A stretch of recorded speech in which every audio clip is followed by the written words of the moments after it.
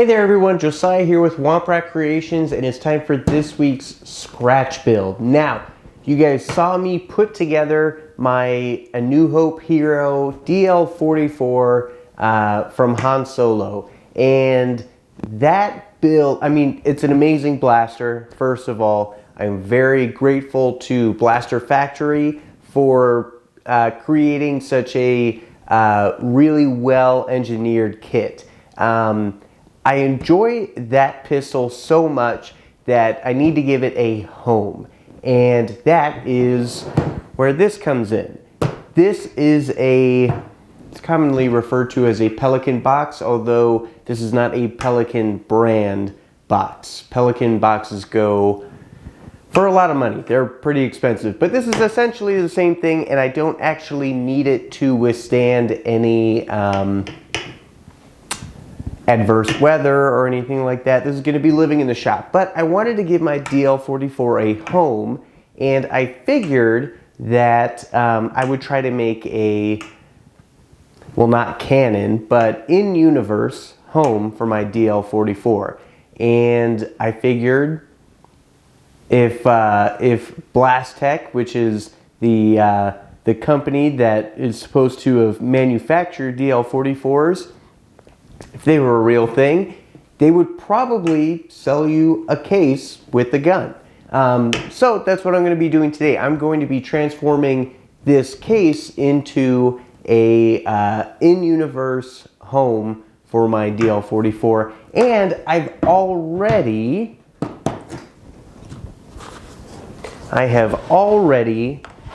situated my DL-44 in its home. So all I really need to do is dress up the outside. So this scratch build is essentially just going to be a paint up video. I've done bunches of paint up videos in the past, and so I figured today I would just talk you guys through a couple of things I might not have before, as well as my thinking behind the paint job for this. So the first thing that I'm going to do is I'm going to take my DL-44 and all of this lovely padding out of here so that we can get on to painting. I'll go ahead and put on a rattle can coat of white all over the outside of this, just because I've decided that's what color I want this to be. I think it will be a good color to be able to demonstrate adequately demonstrate the things that I want to talk about for this paint up video. So let's get to it.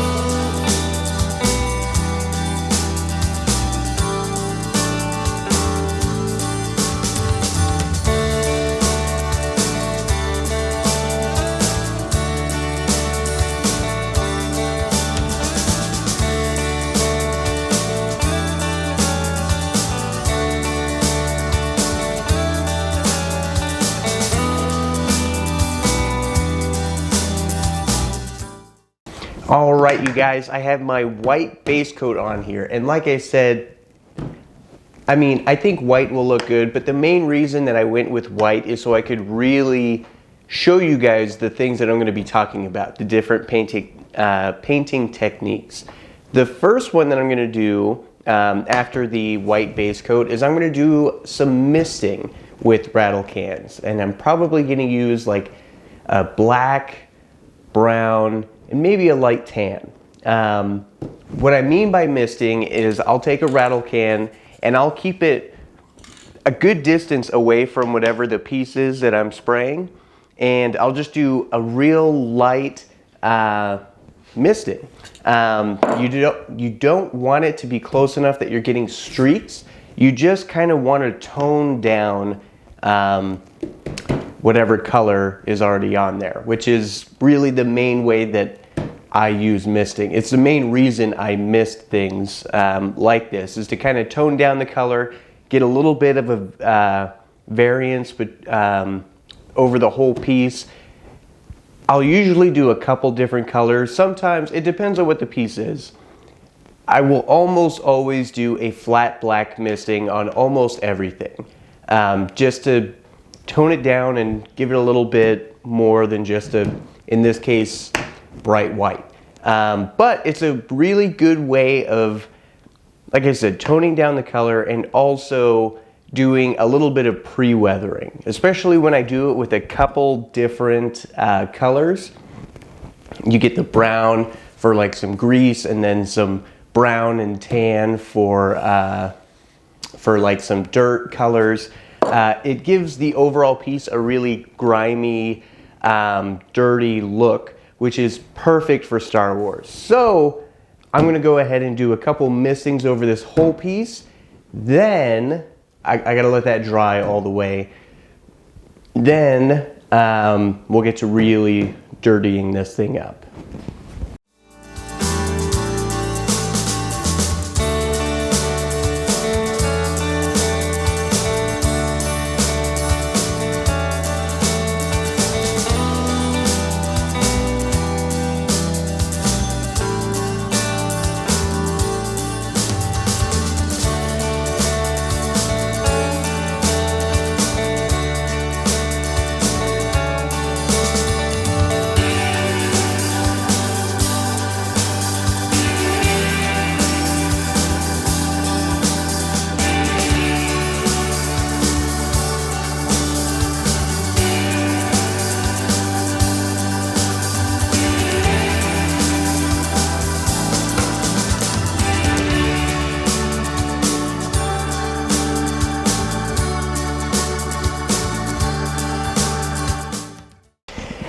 All right, you guys, I have misted this thing down with some flat black, a dark brown, a light tan, and then I went back over with a little bit of a misting of white just to make it that much more subtle. And as you saw from the close-up, it's a pretty subtle effect. I tried to get up close so that you guys could actually see the misting fairly well, but like I said before, all it's really meant to do is to kind of tone down the bright white that I started with. And I use misting with almost everything. Almost all props like this anyways, like my gaffy stick here. My gaffy stick, this main portion here, this brown portion, I misted it with black because, well, one, it's an easy way to achieve some fast weathering, which is really nice. But the brown that I got was really nice, but it wasn't as dark as I wanted. So I wanted to darken it up just a little bit. So I did a really light misting of black over this entire brown portion, and it darkened it up just a little bit, just a tad. And when you're up close and actually holding it, you can see the little tiny specks of black all over it, and it adds kind of a cool weathering effect. It isn't for every application, but it is a useful tool to have in your toolbox of painting techniques. So, let me put this back. Hopefully not knock anything over. All right, so my box has been completely misted and everything is looking really nice. Now, well, not nice, it's starting to look nice and dirty. Now what I'm gonna do is I need to, before I do any more painting, I wanna add some signage to this. Like I said, I want this to feel like a product. I want this to feel like this is what Blastech Industries ships out their DL-44s in. And most companies will have some signage on the packaging. They won't have their name, the contents of whatever's in here, and probably a couple other things. So for that, I'm going to be using my Cricut, because my Cricut Maker. That is my vinyl cutting machine. You guys have seen me use it before. It's not necessary. You can make some cool stickers with just a regular printer and some sticker paper that you can buy from the store. Those work great. And I've used that sticker paper, whether it's clear or, it comes in different colors. I've used that to varying degrees of success, and they all work great. But I have my vinyl cutter. It works really well, and it gives a very professional look to the things that it cuts out. So that's what I'm going to be using to add some signage to this. The reason that I'm doing that first before I do any more painting is I want my signage to be weathered along with the box. So I don't want to weather the whole thing and then have nice, crisp, clean signage on top of the weathering. Then it won't look right. I want it to be apparent that the weathering was put on when this thing was brand new, and then it got beat to hell. So I'm going to cut out some signage. I'm going to figure out, first I need to design the signage, then I'll get it cut out, put it on here. I don't know how much I'm going to do. I know I'm going to do one right here in the front in this little box right here. I might add some other stuff. I don't know yet. But I'm going to add those. Then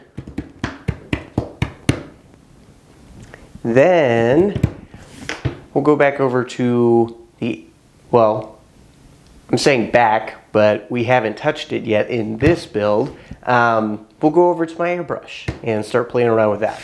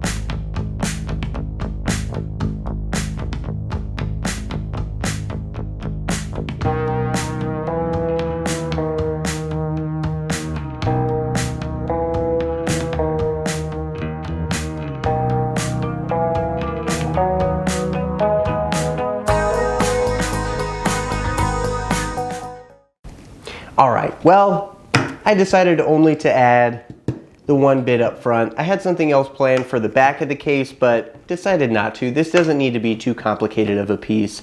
But I also told you guys that I was going to, after adding some signage, start doing a little more weathering with my airbrush, but I actually decided that before I do that, I wanted to add a little more weathering to this prop, and the way that I'm going to do that is what I affectionately like to call real world weathering.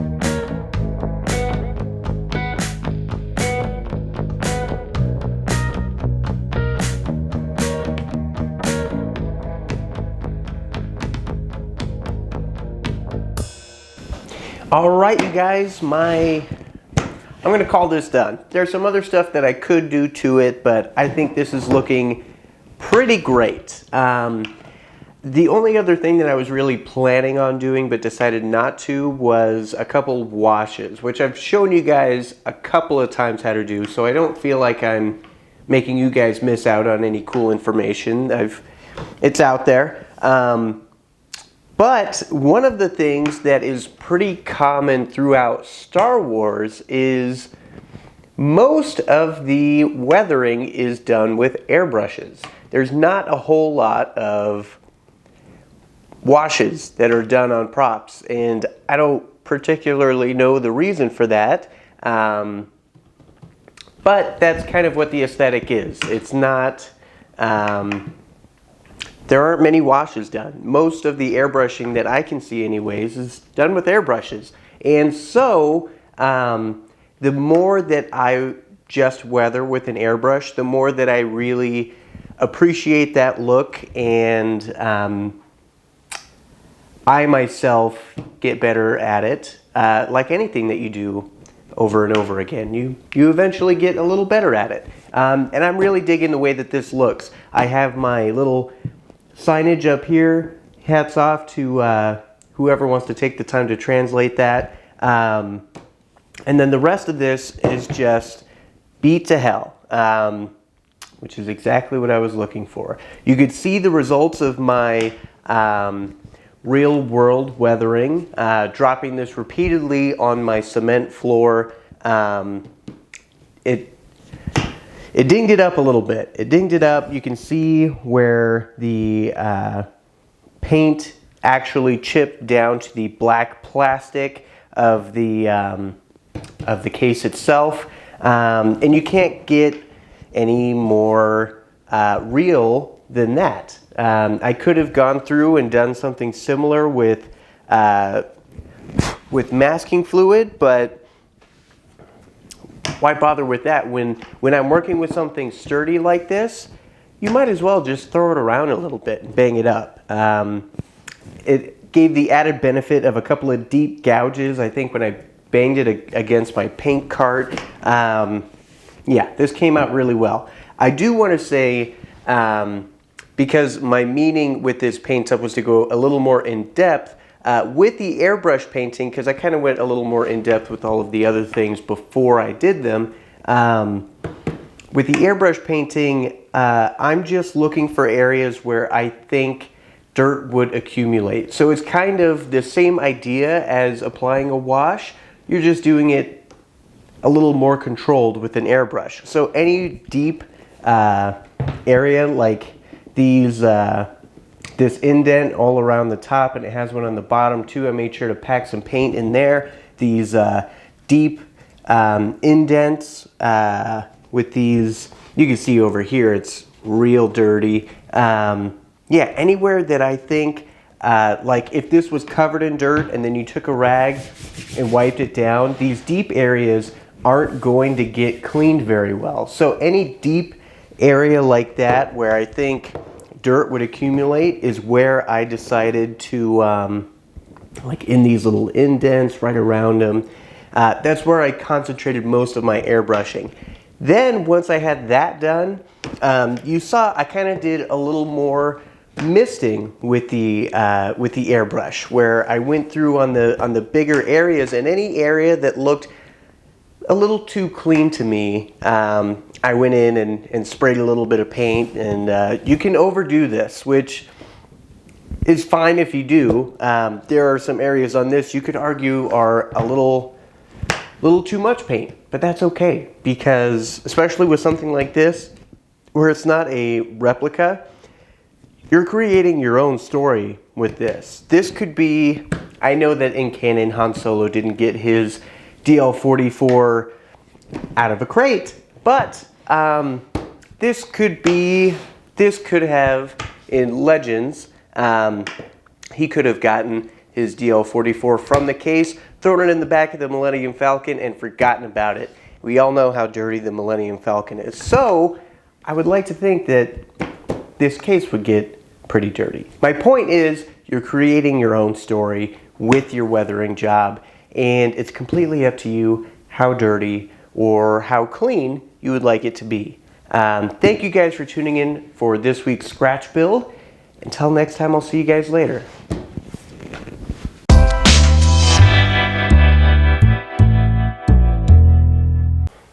Hey there, superstar. You just watched that whole video. I don't know how you did it. I can't listen to me for that long. You deserve something awesome in return for listening to me talk for that long. You can head over to wompratcreations.com and pick yourself up some awesome Womprat merch, just like this Tatooine travel shirt that I'm wearing right now. Looks pretty nice, right? Thanks, guys. 517 to scanner control. 517 to scanner control. 316, report to control. 53 to upper bay door. 53 to upper bay door.